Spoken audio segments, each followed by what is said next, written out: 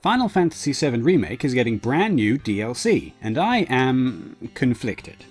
On the one hand, the idea of Final Fantasy Intergrade sounds amazing, especially as it tells a wholly original story with fan favourite character Yuffie as the protagonist. On the other hand, there is the concern that it sets a precedent for Square Enix milking this ongoing remake project for all it's worth, making the story far more convoluted in the process. New side adventures set in the Final Fantasy VII world are nothing new. Square Enix figured out a long time ago that fans are perpetually desperate for more stories that expand the original game's mythos. The compilation of Final Fantasy VII, sub-series of games and other media, serves to fill in the gaps of the storyline, give background characters more screen time, and generally provide what many fans of the original game are desperate for: more content.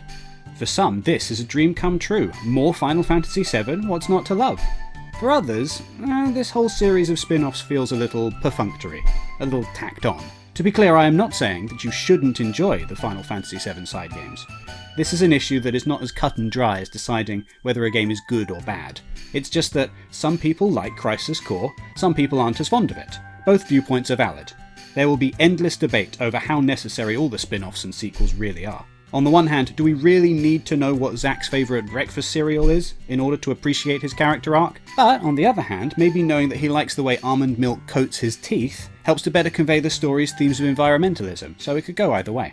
Regardless though, it does mean that the Final Fantasy VII universe is rather fractured. Peeking beyond the main game, it can be difficult to figure out how all the various pieces of media fit together. And, crucially, it makes it impossible to determine the definitive way to experience the entire, increasingly convoluted story. For those craving a more streamlined approach to the wider Final Fantasy VII world, the remake seemed like a perfect solution. The developers at Square Enix have been incorporating elements from the wider mythos as they've gone along, meaning that spin-off storylines no longer feel quite so tacked on, and can instead be presented as a natural extension of the wider world. Even the changes made to the canon in this remake have been carefully considered and thought out. Yuffie isn't the first character to appear earlier in the story. When the first part of Final Fantasy VII Remake debuted, producer Yoshinori Kitase explained why the series' iconic villain, Sephiroth, turns up earlier this time around. He said, "The way we handled Sephiroth in the original Final Fantasy VII was to hide him, hold him back. You may not know this, but I was inspired by the movie Jaws, which took a similar approach of teasing this powerful presence, but never fully showing you the shark until later in the story. We wanted to build him up as this really big, powerful character in people's minds. By only referring to him indirectly, it created this feeling of fear and depression, so when he makes his first appearance it's a big deal. But for the remake that doesn't work so well, partly because everybody knows who Sephiroth is.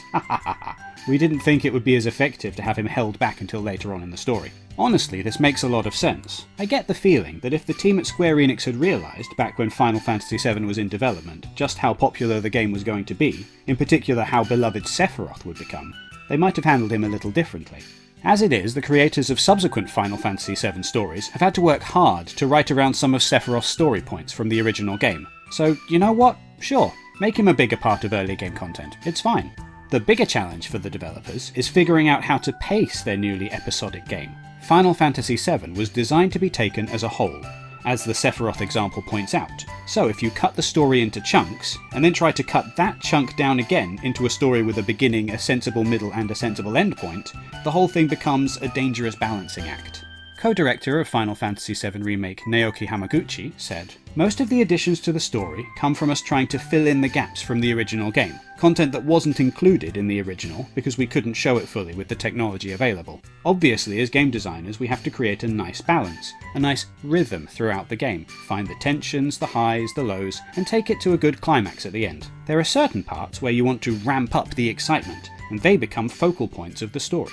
Point taken, game design is hard, even when you're working from a very well established story template. Any little adjustment to the narrative is going to change the way people react to it, and some players are never going to be happy with any amount of fiddling or revision. Luckily, at the time of the first Final Fantasy VII Remake's release, fans were still busy debating Tifa's gym clothes, so changes to canon got less attention. But now we come to a new problem, the challenge of tiding over fans until the next installment of the game, because each of these small chunks of Final Fantasy VII take a long time to put together, especially as the developers at Square Enix are expected to keep up with ever more detailed standards of graphical fidelity. So the solution is Final Fantasy VII Intergrade, which serves two purposes. Firstly, it gives the whole of this first game a new paint job, making it look its best on the PlayStation 5. Good stuff, no complaints here. Secondly, to help keep up the project's momentum, and player excitement about a remake that will likely take the better part of a decade to complete, we get a standalone Yuffie adventure, bringing a popular character into the game earlier, but keeping her on her own path without messing with her established canon. It's a win-win, right? Everyone's happy? As long as you own a PlayStation 5? Except, as welcome as the Yuffie chapter of Intergrade might be, it does serve to, yet again, complicate the Final Fantasy VII timeline. The definitive Final Fantasy VII experience now involves yet another spin-off story that isn't strictly necessary for those following Cloud's adventure. To a certain extent, this is a problem with all post-launch downloadable content. The player wraps up a game, gets a hopefully satisfying conclusion, and then moves on to something else. Then, 6 months to a year later, the DLC bursts onto the scene for something of an aftershock, a short, quick, miniature extra adventure that doesn't always fit the flow of the original game, especially in an episodic series like Final Fantasy VII Remake. This doesn't mean that the Yuffie DLC won't be good, or that it won't fit the flow of the series. It just might have been nice to see it as part of the actual game, rather than as a dangling vestigial piece of content that floats along by itself, somewhere between chapters 1 and 2 of the remake. I simply worry that if Square Enix keeps adding extra little chunks of story to their already very complicated remake project, the whole thing is going to start feeling just as confusing and bloated as the main Final Fantasy VII canon. Because this isn't even the only Final Fantasy VII Remake that Square Enix is working on. We're also getting Ever Crisis, a smartphone game that is, according to a press release, quote, a chapter-structured single-player experience which will cover the whole of the Final Fantasy VII timeline, including the events of the original game, along with all the Final Fantasy VII compilation titles, as well as new story elements. So, essentially, Ever Crisis exists to try and simplify the convoluted Final Fantasy VII mythos into a single coherent story. But wasn't that also the point of Final Fantasy VII Remake? Now we have two competing attempts to retell this story, and while they have the same writer at the helm, one or the other of these feels redundant.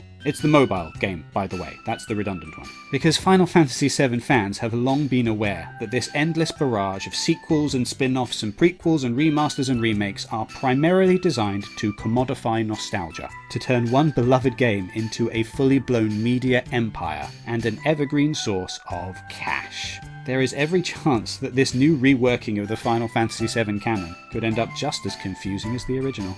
Anyway, for DualShockers, I've been Matthew. Apologies if my Final Fantasy VII hot take has annoyed you. You should just hit that subscribe button and check out our next video to see whether I'm even more annoying next time. Thank you.